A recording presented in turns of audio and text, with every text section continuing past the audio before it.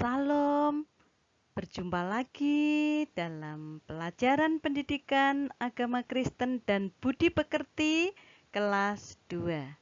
Bagaimana kabar anak-anakku terkasih? Salam sehat selalu ya. Baik, ada sukacita hari ini ya. Tetap semangat.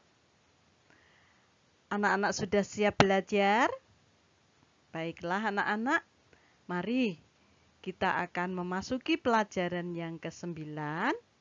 Kita akan belajar tentang rukun di sekolah. Pelajaran ini sudah kita pelajari pertemuan sebelumnya ya. Dan hari ini tinggal pemantapan. Baik, sebelumnya anak-anak kita mempersiapkan diri, duduk yang manis, penuh konsentrasi, dan kita mohon pertolongan Tuhan. Sikap yang hormat ya.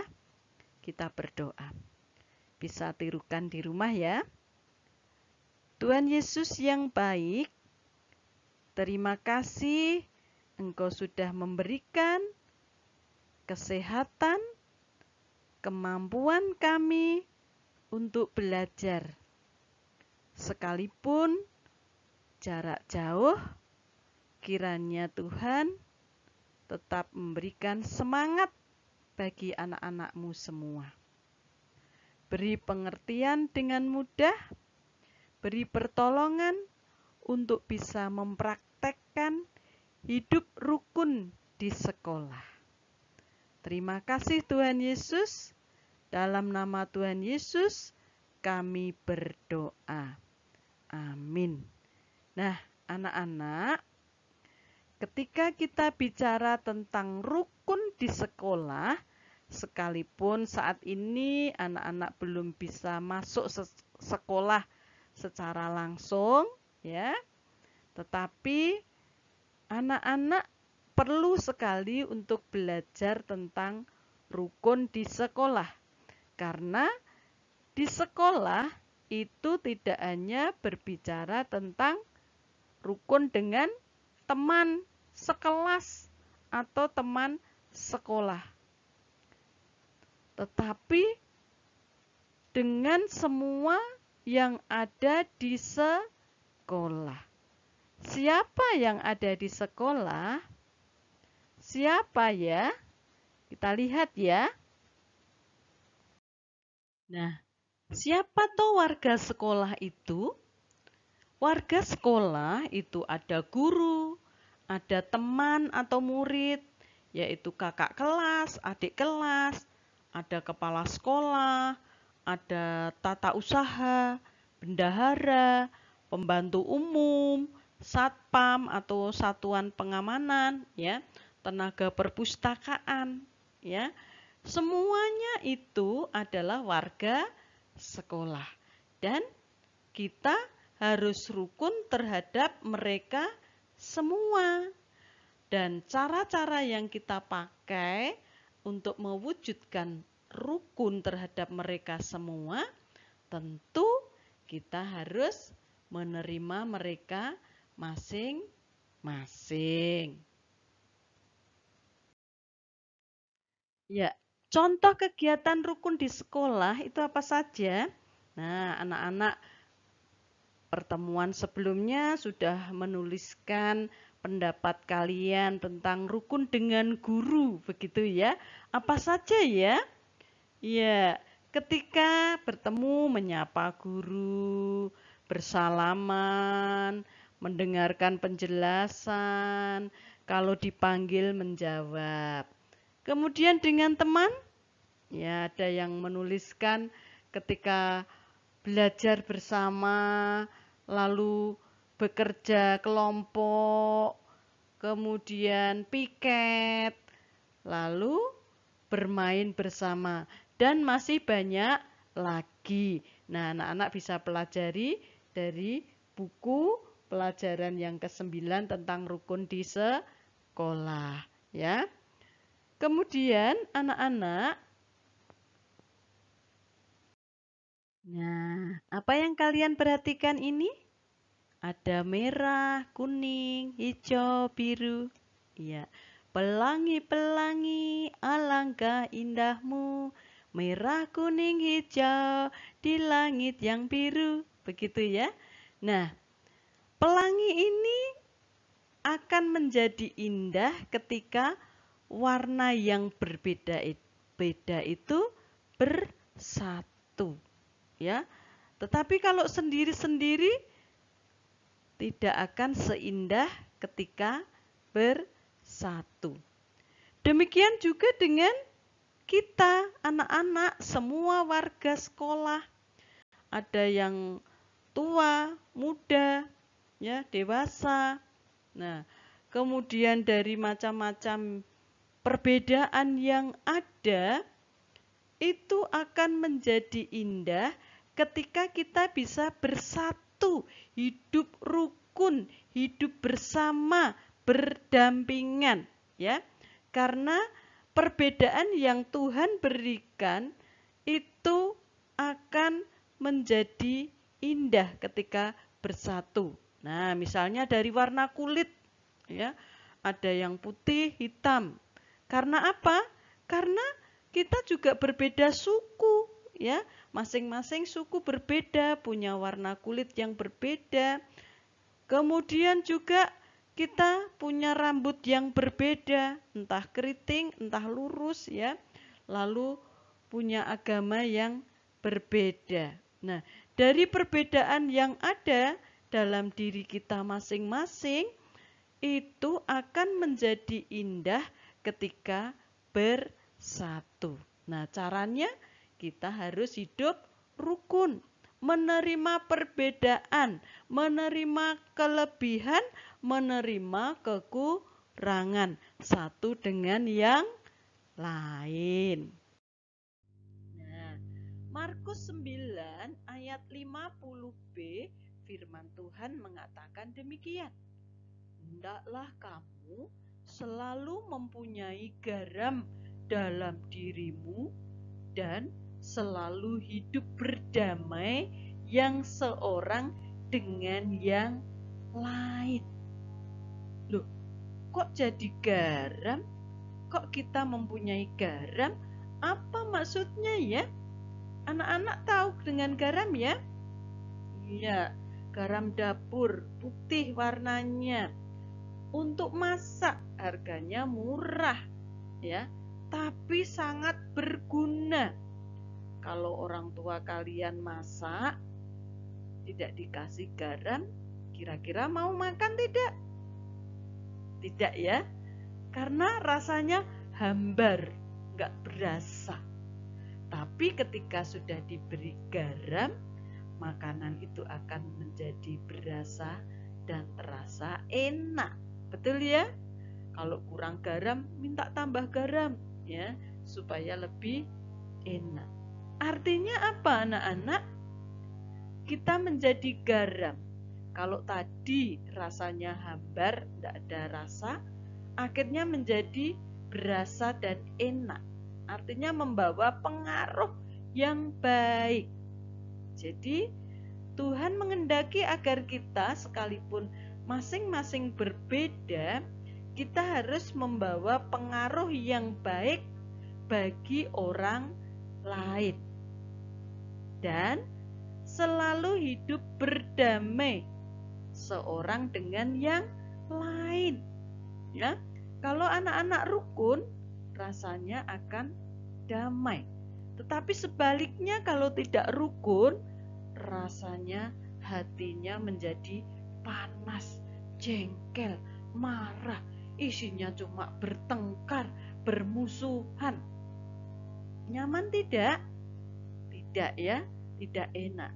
Tetapi ketika kita rukun satu dengan yang lain, maka perasaan kita, hati kita itu akan terasa damai, nyaman, begitu ya. Lalu bagaimana ya kita membawa damai? Ya, kira-kira mudah atau enggak ya? Ya, kita bisa membawa damai tidak ya? Bisa. Sebagai manusia memang punya kelemahan, tetapi Tuhan melalui Allah Roh Kudus memberikan kekuatan kepada kita untuk kita bisa membawa damai. Nah, bagaimana ya kita bisa membawa damai? Yaitu dengan kepedulian, perhatian satu dengan yang lain. Tidak egois, tapi mau memberi perhatian kepada orang lain. Anak-anak kalau diperhatikan senang enggak? Senang ya. Sama orang lain juga akan senang kalau kita mau peduli atau memperhatikan. Nah, kemudian tadi ya, memang agak susah untuk membawa damai, maka kita harus saling mendoakan, tekun berdoa supaya kita diberi kekuatan untuk bisa hidup rukun, untuk bisa membawa damai. Nah, kemudian bagaimana kita bisa membawa damai? Dengan perhatian yang kita berikan tadi, kita harus berbagi kepada orang lain. Kita harus membantu orang lain, menolong orang lain, ya, memberikan sedekah, memberikan sumbangan, dan sebagainya. Nah, tadi sudah disampaikan menjadi garam atau pengaruh yang baik, supaya orang lain yang ada di sekitar kita merasakan kedamaian oleh karena kita membawa pengaruh yang baik. Bisa ya anak-anak? Bisa. Kalau kita mau, kita bawa dalam doa, pasti semua bisa membawa damai. Apa contoh perbuatan membawa damai? Ya, membawa damai itu tidak hanya rukun dengan warga sekolah ya, tetapi menaati peraturan sekolah. Ya, misalnya berangkat sekolah tepat waktu, menggunakan seragam sekolah, memelihara peralatan sekolah ya. Kalau kita sudah belajar rukun dengan teman itu harus dengan ramah, sabar, mengalah, begitu ya. Lalu dengan guru, mendengarkan guru dengan baik, juga ramah, sopan, menghormati. Dan masih banyak lagi perbuatan membawa damai yang bisa kita lakukan terhadap semua warga sekolah, terhadap Bapak Satpam, pembantu umum, Ibu TU, ya, Ibu Bendahara, Bapak Kepala Sekolah, dan sebagainya. Akhirnya kita sampai pada kesimpulan. Ya. Tuhan menghendaki kita untuk hidup rukun terhadap semua warga sekolah dengan tidak membeda-bedakan. Sebagai anak Allah, kita harus membawa damai. Cara membawa damai adalah kita harus saling menerima kelebihan dan kekurangan orang lain. Kita juga harus membawa pengaruh yang baik. Maka dalam bersikap, kita harus bertutur kata, bertindak yang baik. Sehingga kita juga menghasilkan buah roh. Kasih, sukacita, damai sejahtera, murah hati, dan sebagainya. Demikian anak-anak, apa yang menjadi kesimpulan hari ini. Nah, berikutnya anak-anak, kalian akan punya tugas, yaitu buat hasil karya sebuah topi. Seperti yang ada di samping ini ya. Nah, topinya berbentuk seperti yang ada di gambar, bertuliskan damai. Ya. Terbuat dari kertas cover atau karton.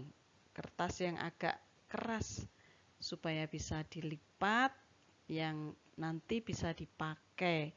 Jadi selebar kepala anak-anak. Begitu ya. Gampang ya. Dan anak-anak setelah selesai silahkan anak-anak memfoto kemudian diupload di Classroom. Cukup jelas ya? Nah, untuk itu mari anak-anak kita bersyukur kepada Tuhan karena kita sudah boleh belajar hari ini. Mari sikap yang sopan di hadapan Tuhan. Terima kasih Tuhan, Engkau sudah menolong anak-anak-Mu kelas 2 untuk belajar tentang rukun di sekolah. Kiranya Tuhan menolong apa saja yang mesti anak-anak lakukan untuk mewujudkan kehidupan rukun dan membawa damai di lingkungan sekolah. Sekalipun saat ini belum secara tatap muka langsung, kiranya melalui online ketika berkomunikasi, melalui jarak jauh, anak-anak tetap bisa membawa damai. Tuhan berkatilah semangat anak-anak. Berkatilah keluarga anak-anak. Di dalam nama Tuhan Yesus kami berdoa. Amin. Sekali lagi, selamat mengerjakan tugas. Jangan ditunda-tunda. Tuhan Yesus memberkati. Dadah.